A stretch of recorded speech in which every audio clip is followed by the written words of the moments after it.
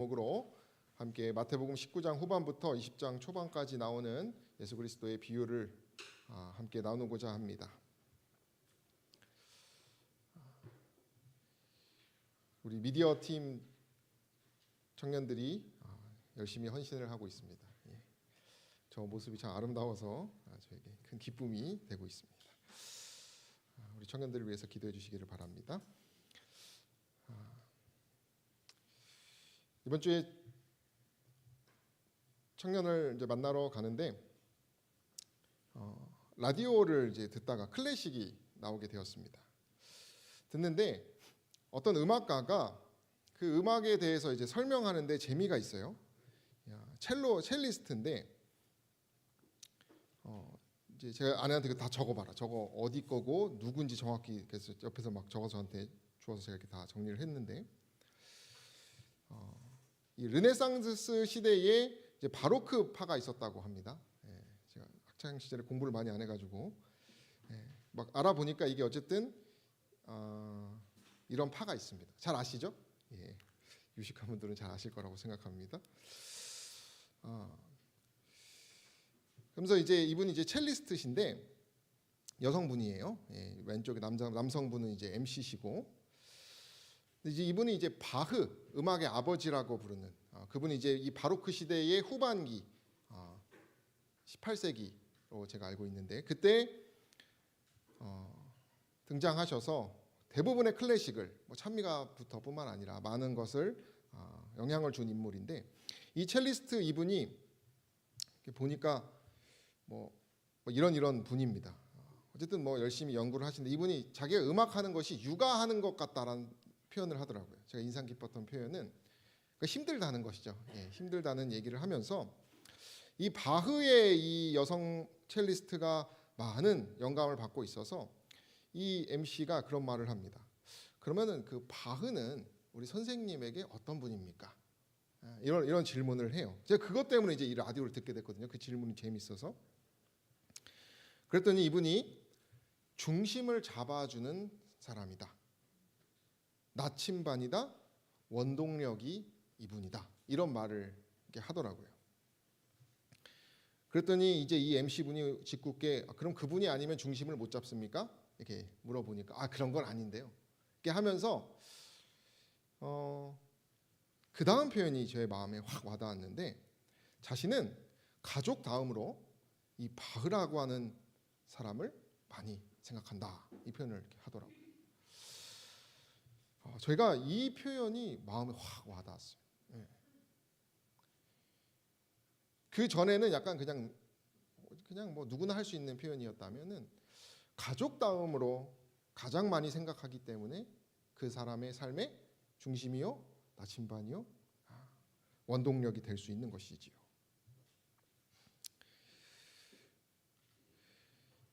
읽어주시면 감사하겠습니다. 성공의 비결은 우리의 지식이나 지혜에 있는 것이 아니며 또 사람의 숫자나 재간이나 그들의 의지에 달려있는 것도 아니다. 우리는 자신의 무력함을 느끼고 그리스도를 명상해야 한다. 즐겨 순종하는 자는 모든 능력의 근원이 되시고 모든 생각의 근원이 되시는 자를 통하여 이기고 또 이기는 생애를 살 수 있게 될 것이다. 네, 아멘이십니까? 이 첼리스트가 가족 다음으로 생각한 것처럼 오늘 우리가 나누고자 하는 이 실물 교훈에는 우리의 진정한 성공의 비결이 무엇이라고 말하는 것입니까? 그리스도를 명상하는 것이라는 것이죠. 그것이 오늘 우리가 가져야 될 교훈이기도 합니다. 그렇다면 우리가 한번 생각해 보겠습니다. 우리는 일생에서 가장 많이 명상하는 것이 무엇입니까? 아마 우리가 가장 많이 명상한다라고 하는 것은 우리가 가장 많이 자랑하는 것일 수 있습니다. 또 우리가 가장 많이 돈을 쓰고 있는 것일 수 있습니다. 또 가장 많은 시간과 나의 에너지를 소비하고 있는 것일 것입니다. 그리고 내가 가장 인생에서 의미 있게 여기는 것일 것입니다. 그래서 이 첼리스트 이분은 이 바흐에게 모든 인생을 던진 분이죠. 그래서 그 바흐의 제자로서 모든 것을 견디며 살아가고 있는 한 분이십니다. 저와 여러분들의 일생, 오늘 이 시간 가장 많이 명상하는 우리의 주제는 무엇입니까?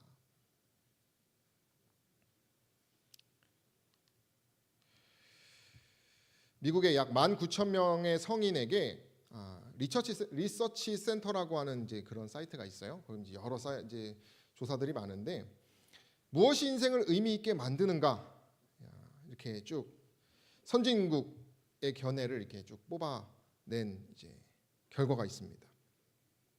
그것이 이제 이렇게 되어 있는데, 이제 이거를 이제 보면은 가장 많은 것이 가족과 자녀입니다.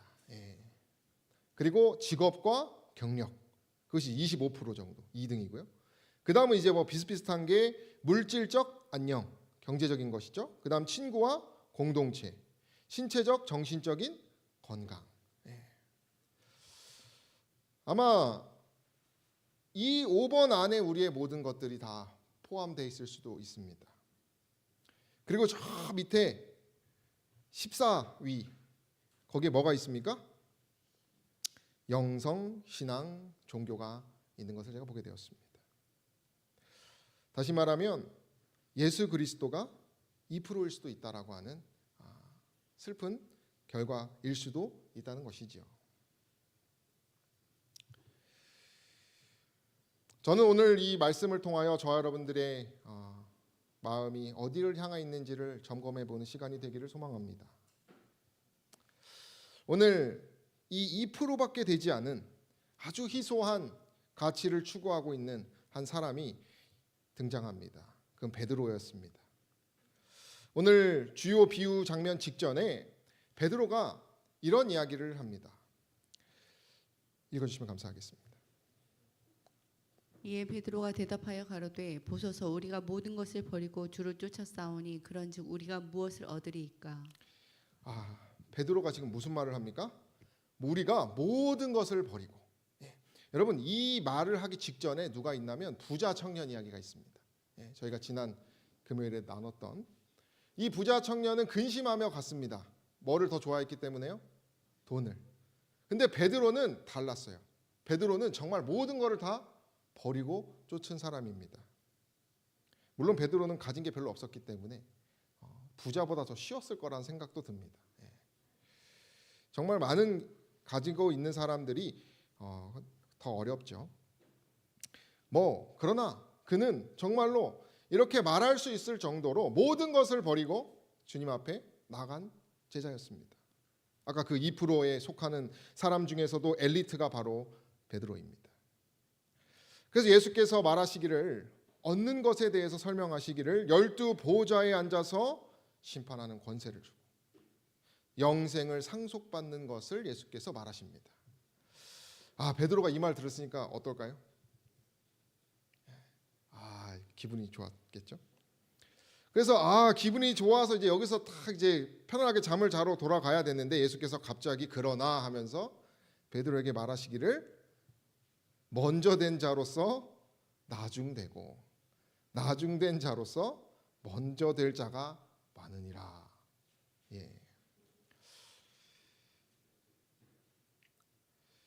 근데 너 그 보상을 받으려면 하면서 다른 이야기를 꺼내시는데 황당한 얘기를 꺼내시는 것이죠.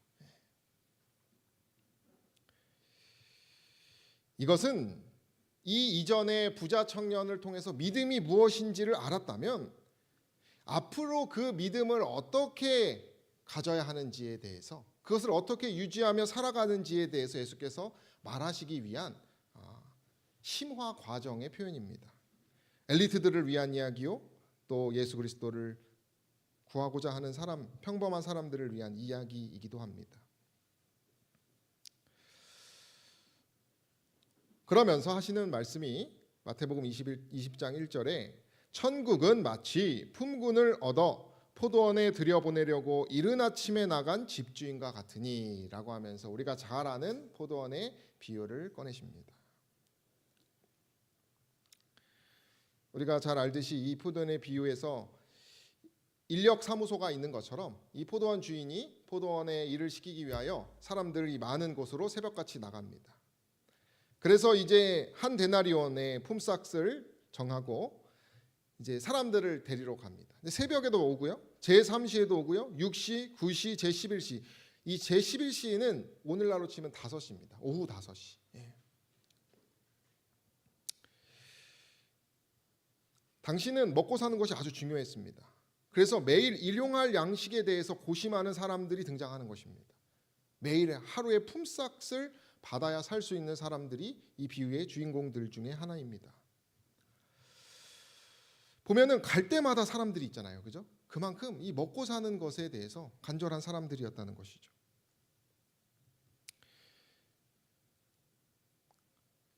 총 5번이나 이 주인은 왔다 갔다 하는데요. 새벽부터 시작해서. 그래서 일이 아주 많을 때입니다. 예. 오늘날과 같지 않습니까? 일이 많기도 하고 정말 먹고 사는 것에 대한 고민이 많은 그런. 근데 문제는 우리가 잘 알지만 인력사무소에 새벽에 먼저 뽑혀가 나가는 사람 어떤 사람들입니까? 부지런하기도 하고 능력 있고 힘세고 그죠? 가장 남는 사람들은 뭐예요? 힘없고 아무리 뭐 일 시켜도 나보다 못할 것 같고 그죠? 그런 이제 경쟁 상황에 이제 놓이는 그런 비유를 말하십니다. 그리고 이제 날이 저물어 이제 품삯을 줍니다. 레위기에서는 하루 일이 다 끝난 다음에 품삯을 반드시 주게 되어 있습니다. 주는데 나중혼자부터 시작해서 이제 품삯을 주는데 그 품삯을 5시, 6시에 끝나는데 1시간 일한 사람이죠. 품삯을 얼마 받습니까? 한 데나리온을 딱 받습니다. 아니 1시간에 한 데나리온이에요. 그럼 새벽같이 온 사람은 무슨 기대를 할까요? 아, 저 사람이 아주 나이스한 사람이구나. 근데 얼마 받습니까? 예, 똑같이 받아요. 예. 가뜩이나 더운 날씨였을 것이에요. 예. 이 팔레스틴 지역은 이 건조하고 뜨거운 날씨가 샤라브라고 하는 또 그런 표현으로 아주 뜨거운 날씨들이 있는 시간이에요. 예. 여름 사막에서 불어오는 바람으로 인해서 정말 오늘과 같은 찜통 더위. 예.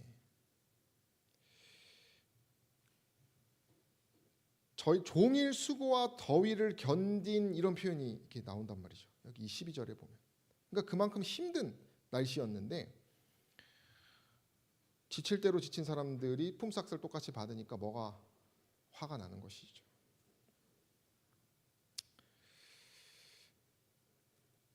여러분, 이 이야기와 비슷한 것이 예수님의 이게 비유에 또 하나가 나오는데 그것이 탕자의 형의 이야기죠. 예, 우리가 잘 압니다. 예수님은 약간 이런 이 품삯, 이 돈을 가지고 이렇게 많이 비유를 하시고 유대는 그런 이야기들이 많습니다. 근데 교훈들이 다 이제 비슷한 내용들이 있어요. 그리고 우리 지금 탕자 이야기를 잠깐 돌아가면 비슷하게 이어집니다. 탕자가 아버지 돈을 들고 나갔다가 돌아와서 아버지가 자신과 똑같이 오히려 자신보다 더 잘해주는 아버지의 모습을 봅니다. 그러면서 29절에 아버지께 대답하여 가로되 내가 여러 해 아버지를 섬겨 명을 어김이 없거늘 내게는 염소 새끼라도 주어 즐기게도 안 해놓고 어떻게 동생과 나를 똑같이 취급할 수 있느냐.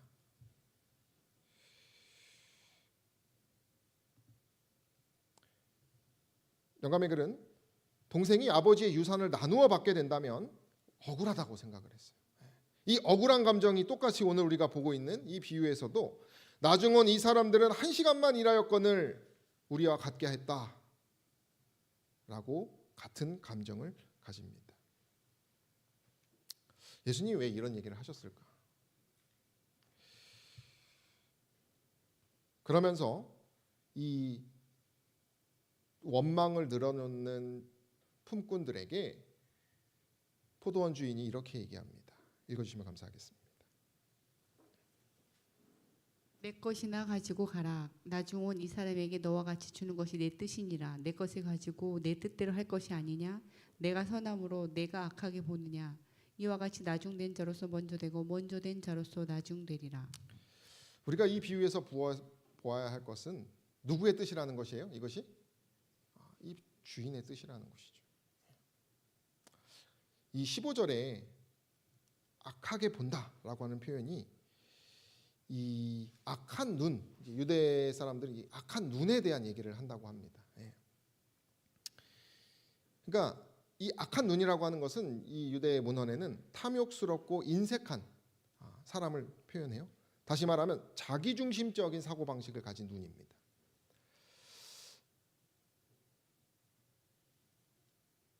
이 지금 주인은 품꾼들에게 너의 그 악한 눈에 대해서 말을 하는 것입니다.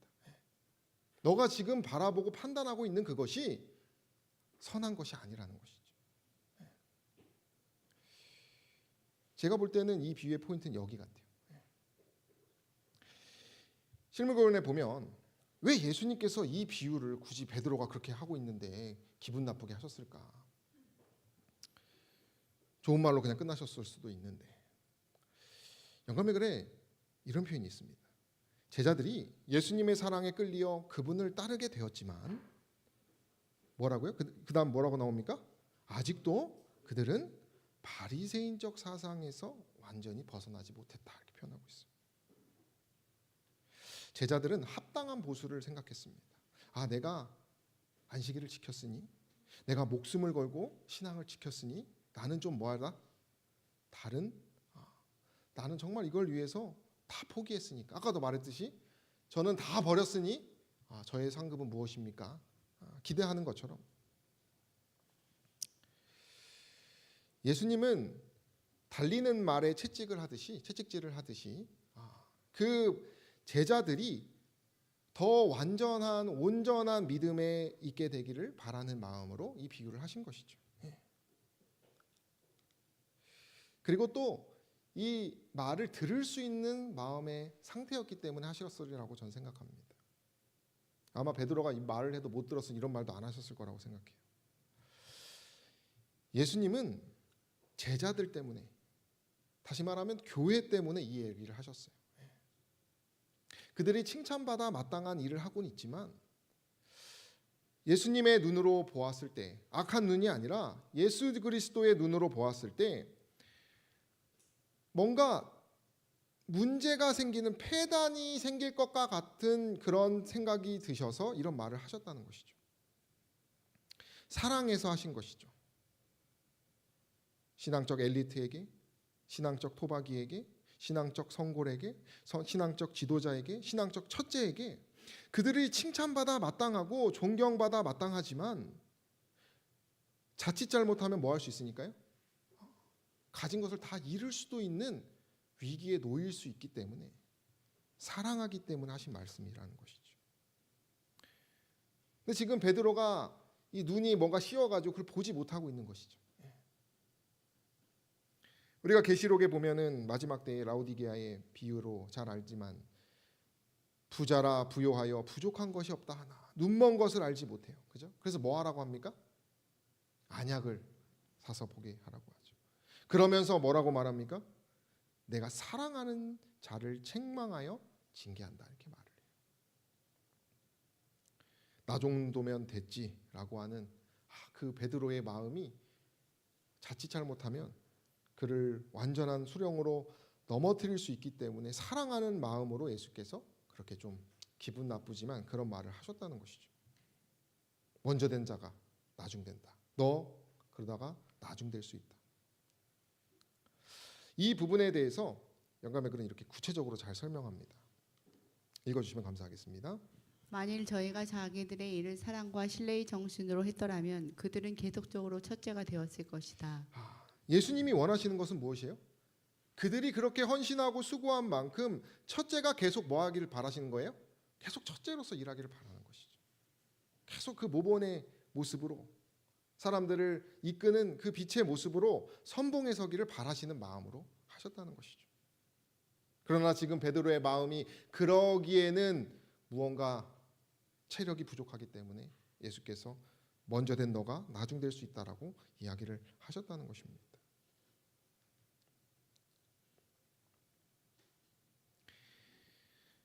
신앙하는 사람들이 만약에 불평하고 원망하거나 남보다 앞서가는 욕망이나 불신을 갖거나 투기심과 인색한 정신을 갖거나 한다면 예수님이 원망거리가 된다라고 영감의 그런 얘기합니다.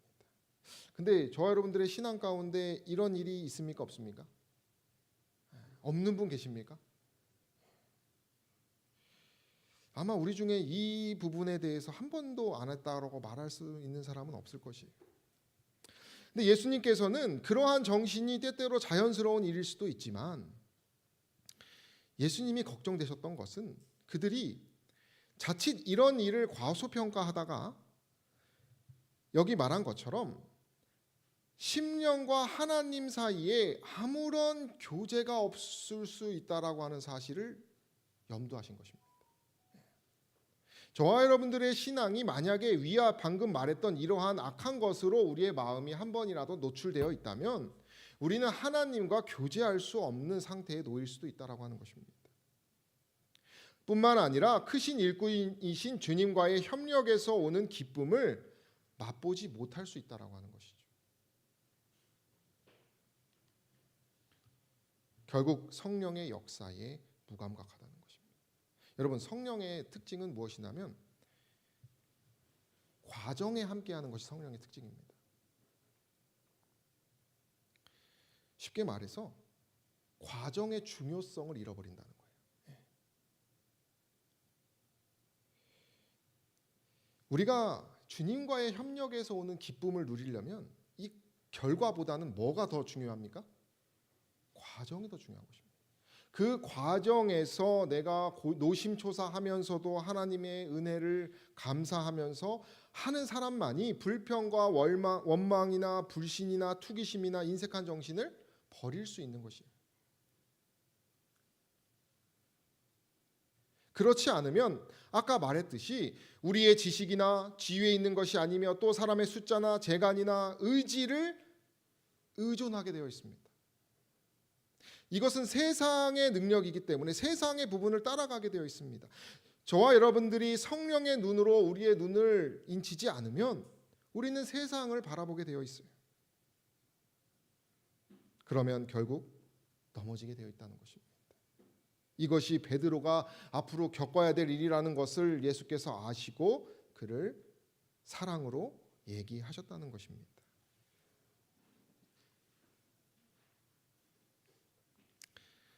우리가 탕자의 형 이야기를 보면 그 탕자의 형이 아버지에게 화를 내는 그 본심에 대해서 이렇게 얘기를 합니다. 근로에 대한 소득을 얻기 위하여 죄악적 쾌락을 삼가왔다는 것이죠. 아버지께 뭔가를 받으려고 그 과정을 생각하고 그 끝만 생각하고 그냥 참은 것이에요. 기쁨 전혀 없이, 감사가 없이.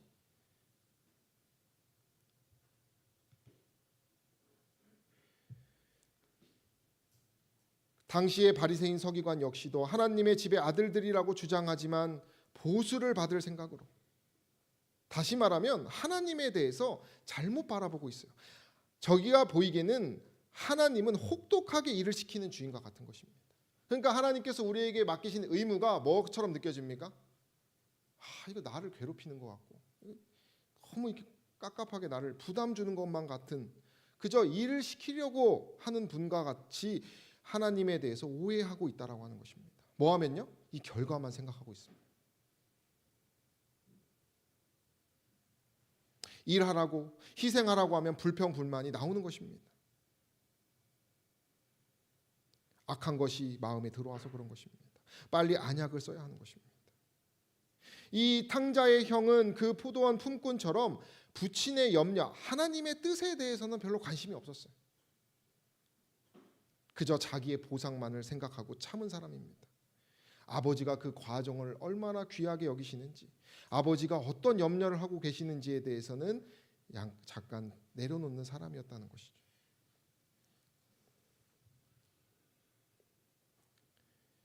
그래서 품꾼의 비유는 모든 질투와 의심을 책망한다 이렇게 하는 것이죠. 사랑으로.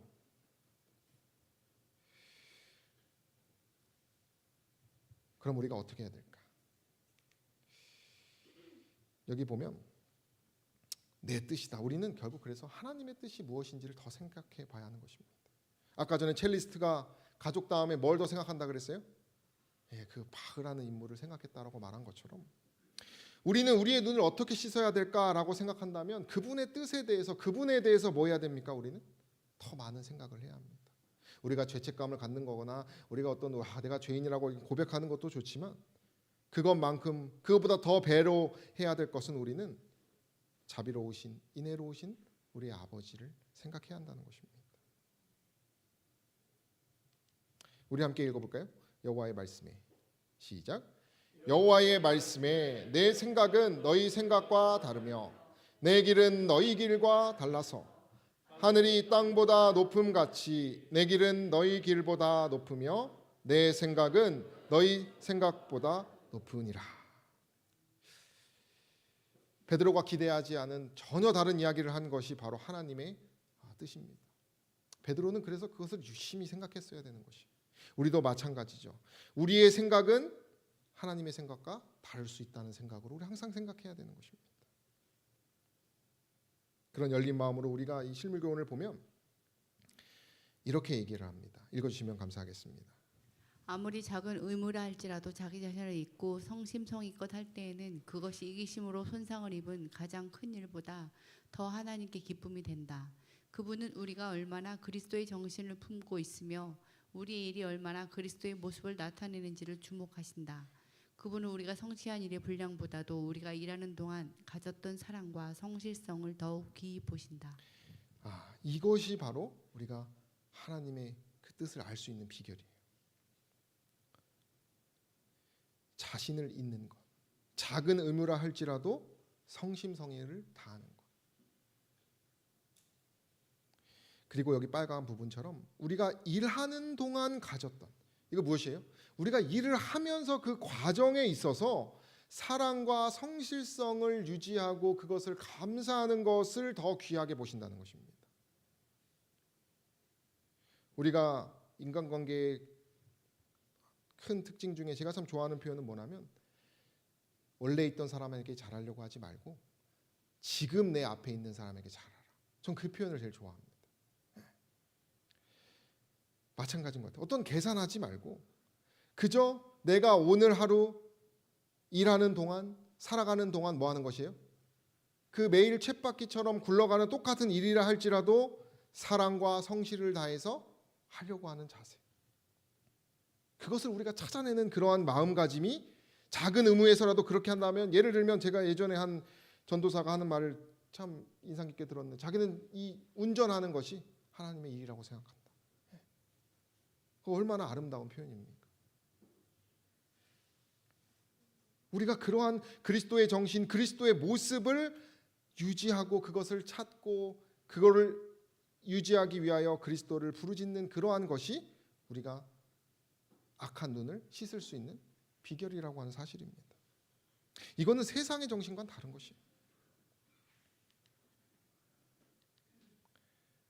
이 그림처럼 11시에 들어간 품꾼은 죄인이라고 표현합니다. 자기의 무가치함을 알고 있는 죄인이라고 표현합니다.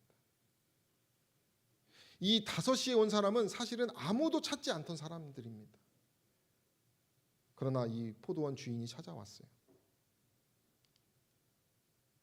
그래서 그가 하나님께서 자기를 받아주셨기 때문에 그의 마음에 뭐가 충만합니까? 기쁨이 충만해요. 이것은 게으르다고 하는 어떤, 그리고 우리가 어떤 그 연약함에 대해서 그것을 이렇게 미화하려고 하는 것이 아니라 정신을 말하려고 하는 것입니다. 이 과정을 어떤 마음으로 보내야 되는지. 그는 그리스도와의 동역자가 된 특권을 감사히 생각하고 겸손한 마음으로 하나님을 의지하면서 열심히 일했다 그랬어요. 아마 이런 표정을 갖고 했을 것입니다. 이러한 정신이야말로 하나님께서 높이기를 기뻐하는 정신이라 했어요. 새벽에 온 사람도 이 똑같은 마음을 유지했더라면 뭐 하는 것이에요? 계속 첫째가 될 거라고 하는 것이죠. 2022년에 작가 이어령 우리 한 수필가 분을 보면은, 이분이 이제 늦은 나이에 신앙을 고백해요. 딸이 이제 투병하다 죽은 그런 경험을 통해서 기독교에 이게 돌아오셔서 이제 여러 책들을 쓰시면서 그렇게 사셨는데, 이분이 그 신앙을 이제 막 받아들이는 그런 과정 속에서 이 포도원 비유를 보면서 이런 말을 합니다. 읽어주시면 감사하겠습니다. 저는 이 말씀을 읽고 희망을 가지게 되었습니다. 남들 다 젊었을 때 침례받고 아침부터 열심히 일하고 있는데 저는 이게 뭐예요? 이제 와서 알지도 못하는 성경 얘기나 하고 그럴 때마다 가슴이 뜨끔뜨끔한데 하나님은 품삯을 똑같이 주시잖아요. 늦게 온 자가 먼저 온 자보다 낫다고까지 하시니 제가 할렐루야 하지 않겠어요? 예, 늦은 사람이 무슨 생각을 하는 것이에요? 할렐루야를 더 하는 것입니다. 예, 먼저 온 사람은 일찍부터 모태신앙에 혈통도 좋고 다 좋은데 자신은 가슴이 뜨끔뜨끔할 정도로 아무것도 비빌 것이 없는 상황 가운데서 이 말씀이 힘이 되어서 그분을 이렇게 일하게 원동력을 주었다는 것이죠. 이 말 그대로 마음이 중요하다는 것입니다. 포도원에 들어가서 한 포기를 가꾸든 10포기를 가꾸든 하나님은 숫자를 자본주의의 방식으로 따지는 분이 아니라 인간의 생각으로 사는 분이 아니라 하나님의 방식으로 그 정신을 귀하게 보신다는 것을 기억하시게 되기를 간절히 소망합니다. 하나님께서 가치 있게 보는 것이 제일 중요한 것입니다. 우리가 가치 있게 보는 것보다 하나님의 눈이, 우리의 눈은 악한 눈이에요. 하나님의 눈이 보는 것이 제일 중요한 것입니다. 때때로 우리의 눈과 다른 하나님의 눈은 우리의 생각과는 달라서 우리를 배신하는 것처럼 느낄 수도 있습니다. 우리가 세상에서 되게 힘들게 살 수도 있어요. 이 하나님의 눈을 따르다 보면. 그러나 분명히 우리가 기억해야 됩니다. 하나님께서 가치 있게 보는 것이 결국 영원하다는 것을 우리가 알아야 돼요. 이어령 선생님이 이런 얘기를 하십니다. 처음부터 가서 열심히 일하는 사람보다 늦게 와도 회개하는 사람을 후대한다.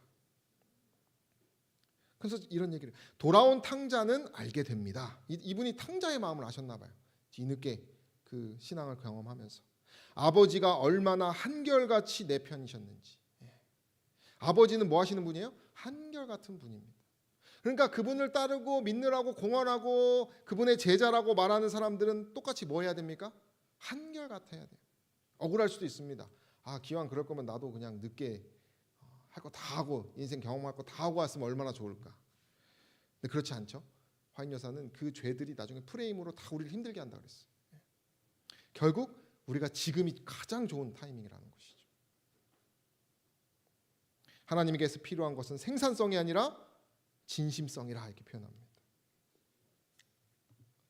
나는 크리스천입니다 라고 말하는 사람들을 더 주의 깊게 살펴보라고 말합니다. 그러면서 진짜 크리스천은 뭐냐? 포도원 주인이 고마워 돈을 안 줘도 열심히 하겠다는 사람이라는 것이죠. 근데 이 원동력의 기초는 무엇입니까? 포도원 주인이 고마워야 돼요. 그런 사람이 진짜 크리스천이라는 것이죠. 정말 이 진정 어린 진심의 고마움과 감사함과 은혜를 느끼는 사람은 돈과 상관없이 뭐 하는 사람이에요? 그 성과와 상관없이 계속 내 의무를, 그리스도의 정신을 나타내며 살아가는 것이죠. 그런 사람은 날마다의 과정을 집중하게 되어 있습니다. 날마다의 그 과정 하나하나를 예사롭지 않게 보는 것이, 내일을 계획하는 것도 물론 중요하지만 우리는 이 마음을 쫓아 오늘을 위해서 살아야 됩니다. 매일 깊은 명상과 그리스도에 대한 생각으로 우리의 생각을 자꾸 지워 나가야 돼요. 누가 밉고 누가 원망스러울 때 어떻게 해야 됩니까?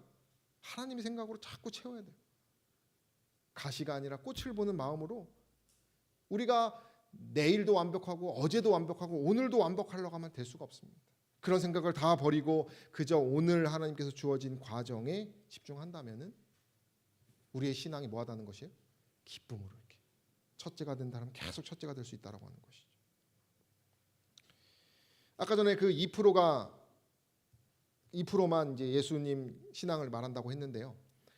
그 19,000명 사람들 중에서 이 복음주의 신앙을 가진 사람들을 좀 하니까 그 중에서는 그래도 꽤 많은 숫자가 한 15% 정도. 그리고 복음주의 개신교인은 34%가 신앙을 통해서 내가 기쁨을 얻는다 이렇게 표현을 하고 있어요. 아마 우리도 여기 안에 들어가는 사람들이라고 생각을 합니다. 그러면 우리가 이것을 좀 더 온전하게 하려면 저는 이 부분을 하고 좀 마치려고 하는데요. 읽어주시면 감사하겠습니다. 자신을 그리스도께 바친 많은 사람들이 하나님의 사업에서 큰 일을 할 기회나 큰 희생을 할 기회를 찾지 못하고 있다. 이러한 사람들은 하나님을 가장 기쁘시게 하는 것이 반드시 순교자의 희생만이 아니라는 것을 생각하고 마음의 위로를 받아야 한다. 하늘책에 가장 높은 자로 기록되는 자도 반드시 날마다 위험과 사망을 직면하는 외방 선교사가 아닐 수 있다는 것을 생각해야 한다. 여러분 이거 위로가 되십니까? 큰 희생과 큰 할 기회, 여러분 힘을 좀 빼면 좋을 것 같아요. 하나의 팁은 뭐냐면 우리의 힘을 빼는 것입니다. 우리가 뭔가 크게 하려고 하거나 큰 희생을 할 생각을 하지 않는 것입니다. 하나님을 가장 기쁘게 하는 것이 순교자와 같은 그러한 선교를 꼭 해야만 되는 것이 아니라는 것이죠. 이 포도원의 비유의 주인공은 꼴찌입니다. 꼴찌 인생이에요. 우리는 그래서 이 꼴찌 인생을 가장 귀하게 여기신 하나님을 기억해야 한다는 것이죠. 사단이 우리를 괴롭히려고 우리를 넘어뜨리려고 한다면 우리는 이 꼴찌 인생인 포도원의 5시의 품꾼을 기억하시게 되기를 간절히 소망합니다. 우리가 너무 완벽하게 예수 그리스도를 기쁘게 하려고 하지 마시고 우리는 그저 이 꼴찌 인생을 가졌던 이 포도원의 품꾼을 기억하시게 되기를 바랍니다. 그 사람은 이런 마음을 가진 사람이에요. 우리 함께 읽도록 하겠습니다. 자기 개인의 생활 속에서 함께 읽겠습니다. 시작. 자기 개인의 생활 속에서 날마다 자아를 굴복시키고 진실한 목적과 순결한 사상을 가지며 어떠한 불쾌한 일에도 온유함을 유지하고 지극히 작은 일에서는 믿음과 경건함과 신실함을 나타내고 가정 생활에서도 그리스도의 품성을 나타내는 그리스도인들이 세계적으로 유명한 선교사나 오히려 귀한 자가 될 수 있다. 저와 여러분들을 위한 말씀이라고 하는 사실을 기억하시게 되기를 간절히 소망합니다. 예수님은 분명히 말하셨습니다. 나중된 자로서 먼저 되고 먼저 된 자로서 나중된다 그랬어요. 우리가 흔들릴 때마다 이 하나님의 생각을 기억하시는 저와 여러분 되시기를 간절히 소망합니다. 꼴찌처럼 보이지만 첫째가 될 것이에요. 우리가 하나님의 뜻대로 살려고 하면 꼴찌처럼 보이는 것이 수많은 것들이 많을 것입니다. 제가 군대에서도 과정은 필요 없다는 얘기 많이 들었어요. 결과가 제일 중요하다. 열심히 하겠습니다 이런 말 하지 말라 그랬어요. 잘하겠습니다라고 하라 그랬어요. 매번 강조하던 것이 누구의 정신이에요? 그게 세상의 정신입니다. 많은 사람들이 그것이 넘어가고 있어요. 그러다 보니까 그 과정은 수단과 방법을 가리지 않고 결국 보이는 것만 신경 쓰는 신앙. 제가 세상의 요즘 가르침들을 보니까 사람 손절해라, 나의 삶을 살아라, 나에게 방해가 되는 사람을 끊어내라, 이런 말이 정말 수도 없이 나오고 있습니다. 너무 많은 잘못된 세상의 가르침. 하나님의 방식은 다릅니다. 나를 손절하라고 하지 남을 손절하거나, 나를 비우는 사람은 하나님의 사랑, 이웃 사랑만 있는 사람이에요. 내 사랑은 없습니다. 우리가 때때로 그런 정신을 살다 보면 결과가 현실에서는 너무 재미가 없고 미움받고 착한 척한다고 욕먹고 인정도 못 받을 수도 있어요. 그러나 하나님의 이 반전의 정신을 기억하시기를 바랍니다. 꼴찌처럼 보이지만 하늘에서는 첫째가 되는 것이에요. 예수님은 그 5시에 온 사람을 왜 그렇게 하셨냐? 한 책에 보니까 이렇게 표현합니다. 주인이 1시간 일한 사람을 이처럼 불쌍히 여기사 하루치 임금을 주셨으니 이는 그와 그의 가족에게 일용할 양식을 주어 굶지 않게 하기 위함이라. 하나님의 생각은 우리 생각과 다른 것입니다. 더 큰 그릇으로, 더 큰 사랑으로 이 세상을 바라보고 계셔요. 사랑하고 존경하는 성도 여러분, 우리가 하나님의 더 깊은 생각으로 묵상하시게 되기를 간절히 소망합니다. 우리가 더 깊은 하나님의 사랑의 부요에 들어가시게 되기를 간절히 소망합니다. 우리가 먼저 된 자로서 그러한 정신을 가진다면 우리는 계속 하나님의 일을 더 힘있게, 더 재밌게, 더 창의적이고 그 과정이 날마다 새로울 것이라고 확신합니다. 그런 하나님의 종들 되시기를 간절히 바라며 간절히 말씀을 마치겠습니다.